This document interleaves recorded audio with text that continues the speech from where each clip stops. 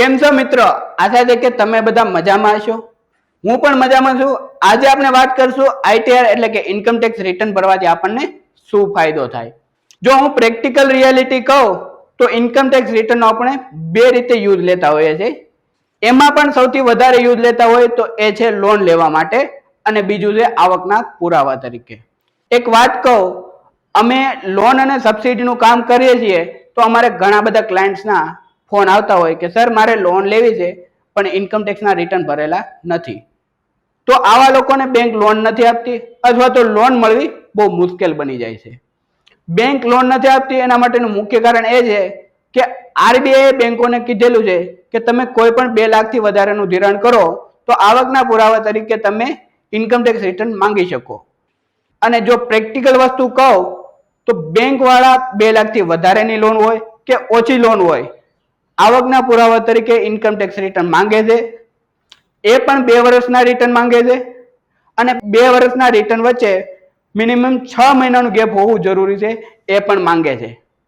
હવે આપણે આવકના પુરાવા તરીકે ઇન્કમ ટેક્સ રિટર્નનો ક્યાં યુઝ થશે એ જોઈએ તો વિવિધ સબસિડી યોજનાઓ વગેરેમાં આવકની સર્ટેન લિમિટ ડિસ્ક્રાઇબ કરેલી હોય છે, એટલે કે લિમિટ રાખેલી હોય છે.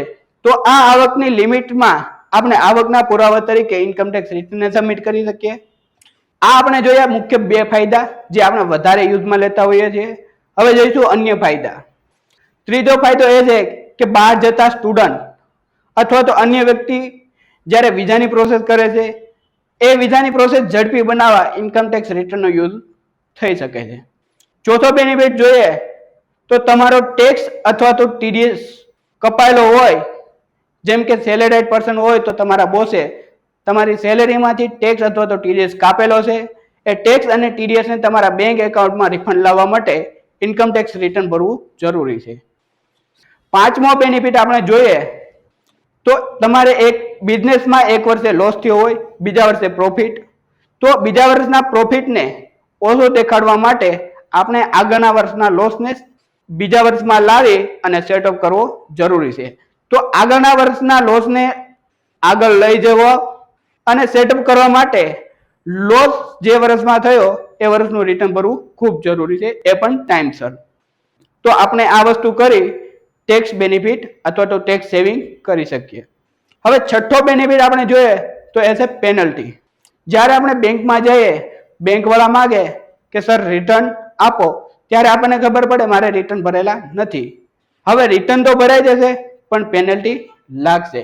તો આ પેનલ્ટી આપણે ટાઈમસર ભરીએ તો એ પણ બચી જાય, એ પણ એક બેનિફિટ છે.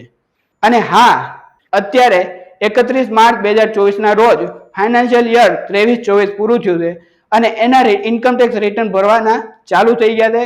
એની ડ્યુ ડેટ છે 31 જુલાઈ 2024. તો એ પહેલા રિટર્ન ભરવું જરૂરી છે, એ પણ વિધાઉટ પેનલ્ટી.